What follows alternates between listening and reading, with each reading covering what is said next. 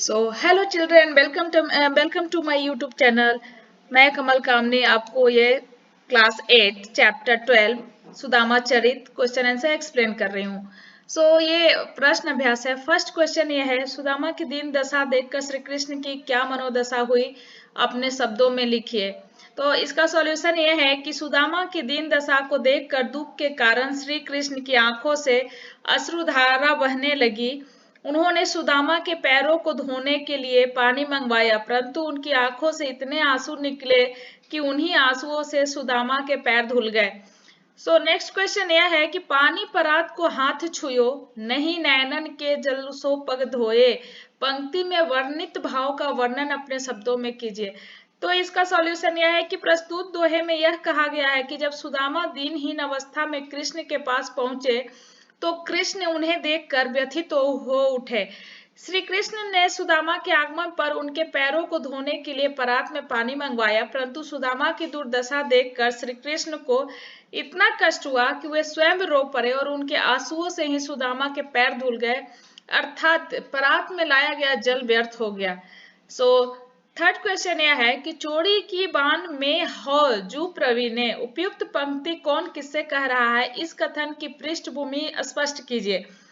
इस उपालंब शिकायत के पीछे कौन सी पौराणिक कथा है. तो इसका सॉल्यूशन यह है कि उपयुक्त पंक्ति श्री कृष्ण अपने बाल सखा सुदामा से कह रहे हैं. अपनी पत्नी द्वारा दिए गए चावल संकोचवश सुदामा से कृष्ण को भेंट स्वरूप नहीं दे पा रहे हैं, परंतु श्री कृष्ण सुदामा पर दोषारोपण करते हुए इसे चोरी कहते हैं और कहते हैं कि चोरी में तुम पहले ही से ही निपुण हो. इसका ग का है यह सॉल्यूशन कि बचपन में जब कृष्ण और सुदामा साथ साथ संदीपन ऋषि के आश्रम में अपनी अपनी शिक्षा ग्रहण कर रहे थे, तभी एक बार जब श्री कृष्ण और सुदामा जंगल में लकड़ियां एकत्र करने जा रहे थे, तब गुरु माता ने उन्हें रास्ते में खाने के लिए चने दिए थे. सुदामा श्री कृष्ण को बिना बताए चोरी से चने खा लेते हैं. श्री कृष्ण उसी चोरी का उपालंब सुदामा को देते हैं.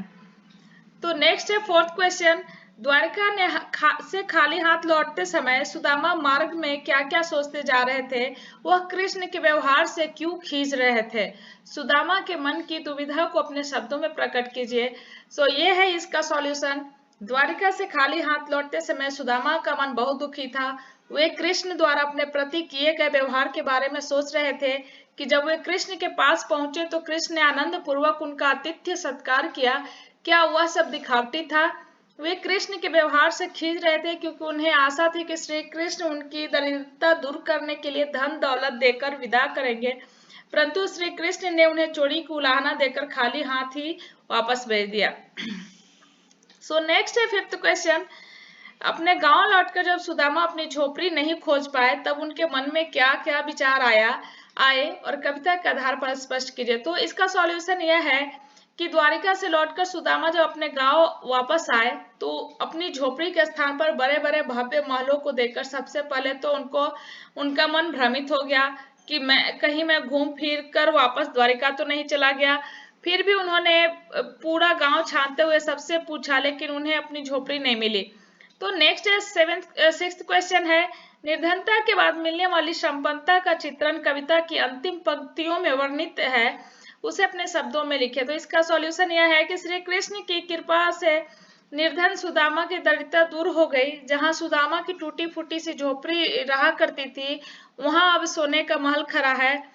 कहाँ पहले पैरों में पहनने के लिए चप्पल नहीं थी, वहां अब घूमने के लिए हाथी घोड़े हैं. पहले सोने के लिए केवल यह कठोर भूमि थी और अब शानदार नरम मुलायम बिस्तरों का इंतजाम है. कहाँ पहले खाने के लिए चावल भी नहीं मिलते थे और आज प्रभु की कृपा से खाने को मनचाही चीजें उपलब्ध है, परंतु वे अच्छे नहीं लग रहे.